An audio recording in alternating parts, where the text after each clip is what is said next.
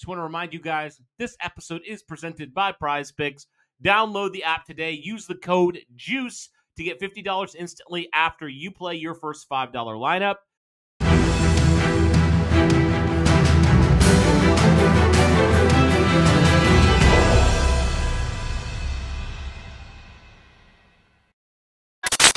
What's going on, Colts Nation? Welcome back to another episode of Bring the Juice. Your guys, Cody and Derek, back with another one, guys. Well, guys, we are a little bit over 2 weeks from the NFL draft. Slowly but surely, Derek, we are getting there. Right now, there's not a whole lot going on in terms of the Indianapolis Colts outside of talking about the quarterback stuff and mock drafts. That's pretty much it right now, Derek, in the Indianapolis Colts world. So we wanted to kind of talk about this in regards to the NFL draft because, Derek, I saw this thing the other day, and, you know, some people will take this and say, whatever, I don't really trust, the necessary grades here. And some people will be like, oh, wow, okay. It really depends how you do it. But regardless of that, PFF has recently come out with kind of talking about each rookie class from a year ago and talking about specifically the immediate impact that each rookie class had last season. So the Indianapolis Colts, Derek, it's pretty disgusting. The Colts had, according to PFF, the 24th best rookie impact class. So obviously not good enough at all, and a little bit of the rationale. Latu had a pretty good season. He had some moments. He definitely hit his rookie wall. We obviously know what happened with A.D. Mitchell, not the immediate impact that we thought was going to happen his rookie year. You did see a little bit of production, Derek, from Matt Gonsalves and Tanner Bortolini, who both started multiple games for you last year. But really outside of that, there was nobody impactful in day 3, really, outside of Bortolini. And, you really didn't get a ton of production, immediate impact production, that is, from some of these guys that you expected potentially to come in and, potentially be pushing for, potentially defensive rookie of the year or, potentially offensive rookie of the year. Like, you expected these guys in some capacity to have an immediate impact, and they just didn't really have an immediate impact. Now, I will say, that does not mean these players won't have an impact in 2025 and moving forward. But when it comes to the 2024 draft class, at least the rookie season, it definitely felt like, Derek, that class was a little bit underwhelming for the Indianapolis Colts. What were your thoughts just on PFF ranking before we kind of get into the main topic of this video? Not a shocker. Latu, while albeit had a couple of decent moments in that first season, didn't really play as many snaps as some people would have liked. That may not entirely be his fault. That may be just coaching. But nevertheless, we didn't see much impact from him outside of that. And obviously most Colts fans know Adonai Mitchell really struggled last year. Him and Richardson both really had a struggle last year. Adonai Mitchell, one of the top 10 best separators on routes in all of the NFL last year, but just never seemed to quite be able to make do with any of it. Now, Anthony Richardson also is in part to blame for that. Remember, Cody, the first game where you and I went to with Wildcat, there was multiple times in that game where Anthony Richardson had Adonai Mitchell for a touchdown and just overthrew him. I think about 3 different routes where it would have been touchdowns, but Adonai Mitchell got overthrown every single time. So, like that sort of thing, he can't really help. That's his quarterback just not having good throwing. But there's been multiple times we've seen him, not go for contested catches or just drop passes, So, like, there's been times where you're like, man, we thought we hit the holy grail right off the bat, and especially when you saw what he was doing in training camp. You thought this kid was going to hit the ground running and he was just going to expose everyone. It just didn't quite work out that way. Reggie Wayne and Adonai Mitchell and the Colts organization all feel that he's going to turn a corner this year and that, he's going to figure it out very shortly. But as you said, Chris Ballard doesn't have the luxury of waiting on guys to develop anymore. I mean, all these guys he drafted, they may go on to all be all pros maybe multiple years down the road. But like you said, if Chris Ballard doesn't get this team winning now, then we're going to have the issue. And it also kind of makes me think, Cody, if Chris Ballard is in a situation where he's saying, I do need to get the more pro-ready player than somebody that he truly feels that could be developed and brought to a better position down the road, perhaps that'll impact how he does things in the draft this year. You know, Ballard a lot of times likes to go with the guys with the athletic situation, right? The guys that, you know, they feel like they can coach to be what they want to be. He doesn't have that luxury anymore. He's got to find the best pieces possible to make this team as good as possible, because if this team doesn't start producing wins, then ultimately all that time to try to develop is not going to be there. So very well could impact. I mean, we've seen what it's done with his free agency approach. See if it changes his draft approach too.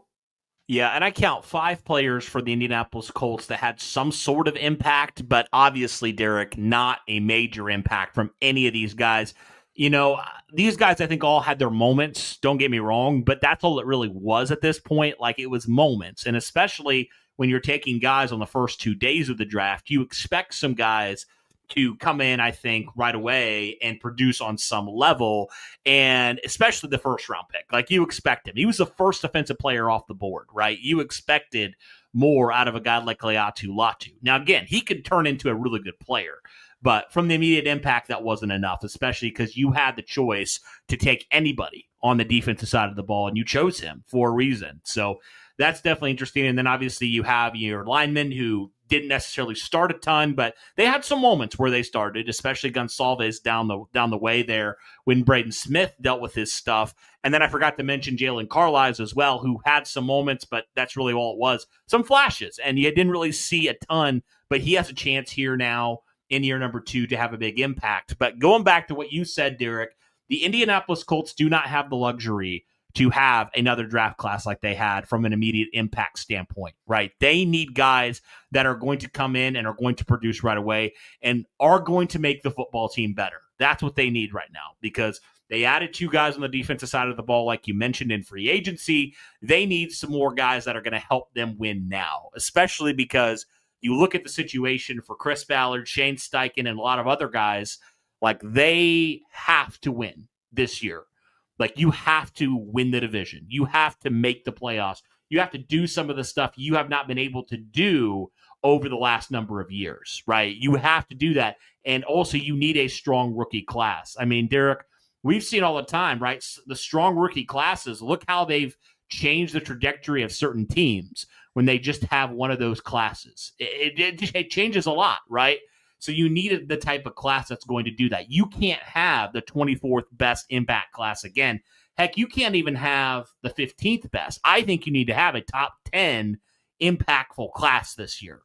That's how much is on the line for Chris Ballard and company, because they have to win now. And I think in order to do that, you need a class that's going to help your team win in the immediate. You need some impact guys. And the Colts have found those guys. But, you know, in the last couple of years, especially 2023, outside of probably Josh Downs. I mean, who else would you say right now, Derek, in the last 2 years has really, as a full-time guy, really contributed to this team's success outside of Josh Downs on a consistent basis? I mean, within the last 2 years, I mean, not really. I mean, you Jalen got Jones, I guess. You've had, I mean, in this last draft class, I mean, sure, Tanner Bortolini and Matt Gonsalves, you know, they turned out to be pretty solid pieces on the offensive line for sure.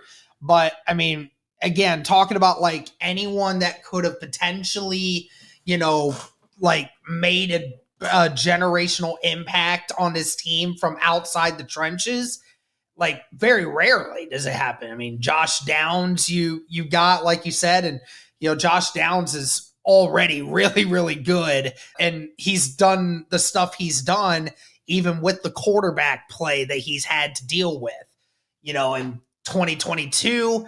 Not like you really got an elite offensive weapon. I love Alec Pierce. I don't think Alec Pierce is a true game changer, at least not yet. I don't know if that's sort of his fault, sort of isn't his fault. I mean, he's a guy that's going to play one way or the other.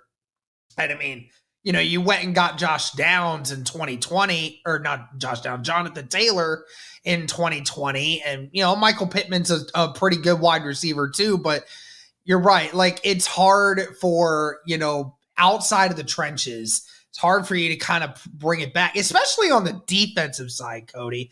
I mean, your best guys that you've got in your secondary, Kenny Moore, who's been here for several years, you didn't draft him. You brought him in. And outside of that, the best guys that you have in your secondary right now are all guys that you brought in free agency. And, you know, the linebacker room, sure, you could probably say that. But again, like, your best players that you've had on this team, defensively at least, over the last several years for Ballard, has been guys that you have traded for or brought in free agency. He hasn't drafted anybody defensively that has just transcended this team into a top half defense, just even then. So, you know, it's hard, you know, and you hope that Ballard can figure it out. But I mean, what's one thing we've always said, Cody, is like, he's not good at drafting edges, at least so far. He's been pretty solid at drafting linebackers, but, you know, even with EJ Speed and Zaire Franklin last year, it ain't like they really made much of an impact. And then in the secondary, all you drafted was young guys, and those young guys ain't done nothing for you yet. So, I mean, it's hard right now, and you really hope that Ballard, it's not like Ballard hasn't been trying to get people that are going to improve this team, but he's been looking in the wrong places. He's been looking for the guys with elite attributes that he's hoping could develop more long-term once their coaching gets in, rather than guys that are more just polished at that level and have more production in college versus what they're hoping they'll become in the NFL. As we said, guys, today's episode is sponsored by Prize Picks. Now, what is Prize Picks? Prize Picks is the largest daily fantasy sports platform in North America. Instead of battling against thousands of other players across platforms, you're basically picking 2 to 6 player stat projections, and you're choosing more or less on those stat projections to be able to watch those winnings roll in. It's very easy. Do you guys want to play along at some of Prize Picks' favorite players like rapper Meek Mill and UFC fighter Sugar Sean O'Malley? Well, if you guys sign up today, you can find the community plays under the promos tab of the app to view the entries of some of the biggest names on the platform and be a part of that as well. You can now win up to 100 times your money on Prize Picks with as little as 4 correct picks. You can turn $10 into $1,000 just like that with NBA, NHL, and college basketball entries today on Prize Picks, America's #1 fantasy sports app. Like a lot of other things, guys, they also offer injury insurance, so your entries stay in play even if one of your players gets injured. So if someone exits the game in the first half and does not return in the second, that player projection won't count against you, and the rest of your entry stays live. So it's great bounce back for that one. What I love about the app as well, guys, is it's not just sports like NBA, NHL, football, and tennis, and baseball, and all these other things, but there's also a lot of others that go into it as well. If you like to place entries on video game situations like Call of Duty, CS2, Apex, if that's something that appeals to you, there's a wide variety of sports and video games and everything else that you can place entries on. And I love how expansive it is. Even just looking at the NBA, there's entries you can make with turnovers, with points. You can do combo deals, dunks, field goals attempted, all of these different things. So there's just so many different ways to make money off of these entries. Be sure to download the app today and use the code JUICE to get $50 instantly after you play your first $5 lineup. I was just kind of thinking back, like 2023, Jalen Jones, a 7th-round pick, mind you, he's been more productive than your 2nd-round pick because your 2nd-round pick can't stay on the field. 2022, Nick Cross, I think, has developed into a nice player. But, Derek, it took him how many years to do that? Took him 3 years just to get to that point. It's been a while, right? And then, 2021, I don't know, Derek. 2021, it might be, I don't want to say the worst. It's one of the worst classes in terms of impact. Like, you don't have any. I don't think you have anybody outside of Kwity Paye still on your roster, and you could say he's an average player at this point in his career, right? So, Will Fries was probably your best player from that draft, and he's no longer on your team. But again, another 7th-round pick, right? So it's kind of crazy that he's hit on these 7th-round picks, but when it comes to day 1, day 2. It's been a little bit of a mixed bag in a lot of ways, right? And so, 2020, Julian Blackmon had some moments too. I'm just thinking more defense here, but you haven't ever drafted a guy that's been like a top 5 player at his position. I don't think you have, Derek, outside of obviously Darius Leonard in 2020. Like, you have not really found a player like that in all your, swings at edge, like you said, all your swings at trying to get some DBs in here. I think the best you've had is some of average to above average guys that you've brought in the draft, right? And even so, like Nick Cross, it's not an immediate impact. It takes 2-3 years. Cody, I got to tell you this, dude. I just looked this up. Sorry to cut you off, but this is hilarious. So think of this, Cody.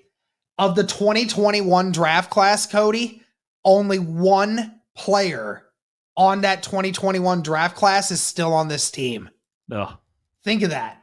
Kwity Paye is the only player on this team from the 2021 draft class. Dio Adangbo is no longer Colt. Kylan Granson moved on. Sean Davis I don't even think made the roster. No. Sam Ellinger's been QB3 for you for the entirety of his 3 years here. Mike Strawn never made it. And like you said, Will Fries, amazing player. He obviously got paid big bucks to go somewhere else. So yeah, I mean, you're right. I feel like it has gotten way worse for Chris Ballard. We talked about those first couple years where he had some really elite draft classes. That 2018 class, the 2019 class was pretty good. 2022 or 2020 class was pretty good. I think it's like 2018 and 2020 were the only ones I would categorize as good. It's like honestly. 2018 to 2020, he was pretty good at drafting. And then after that, ever since after 2020, these classes have just been bad, Cody. I mean, 2021's was just abysmal from every angle.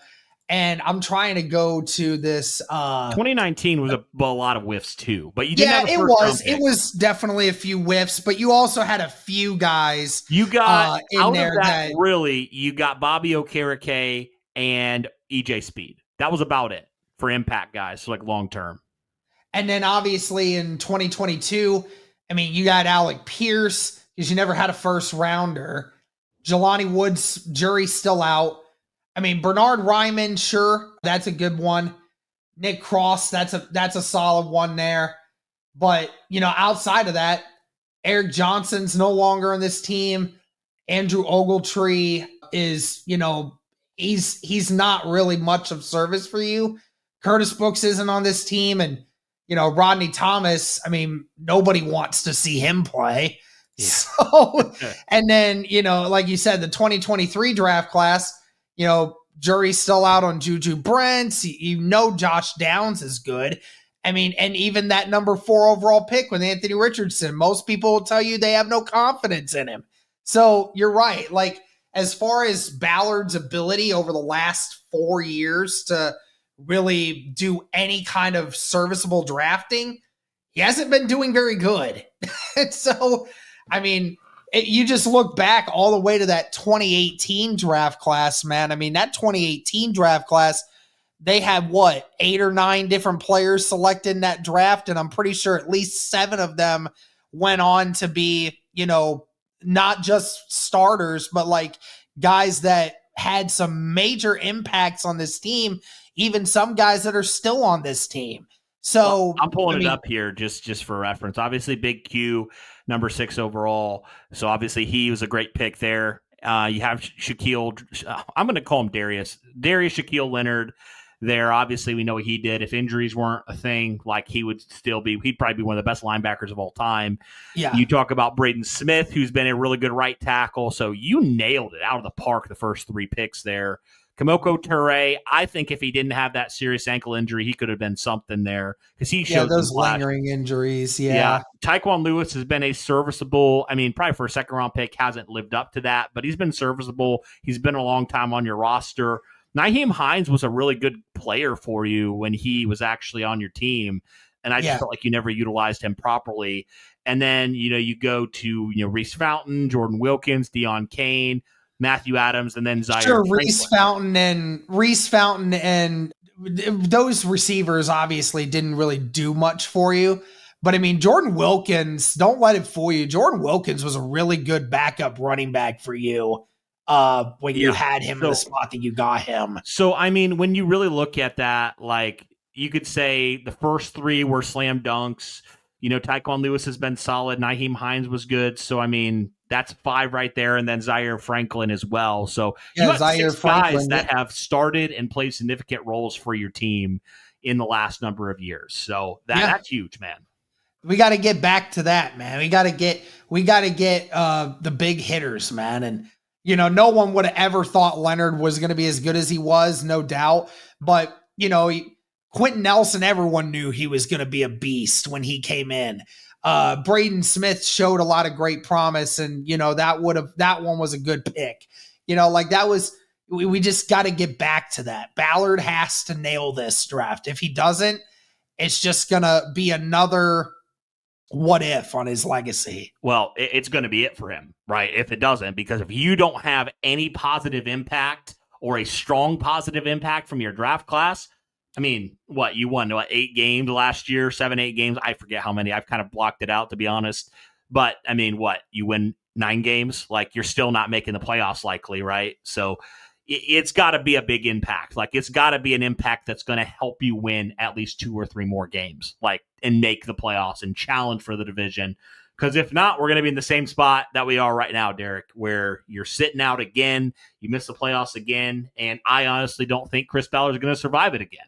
I don't think he can survive it again. So, yeah, all that to say, man, got to be more impactful than it was in 2024. Again, those players could turn into really good players in year 2, but year 1 wasn't great from that group. But, guys, let me know your thoughts and let us know your thoughts when it comes to the impact of the draft class and what you need to see as well from this 2025 draft class for the future of Chris Ballard, Shane Steichen, and a lot of these guys. Let us know all those things in the comments down below. But, guys, that'll do it for this one. Thank you so much for tuning in. We greatly appreciate it. And as always, guys, go Colts.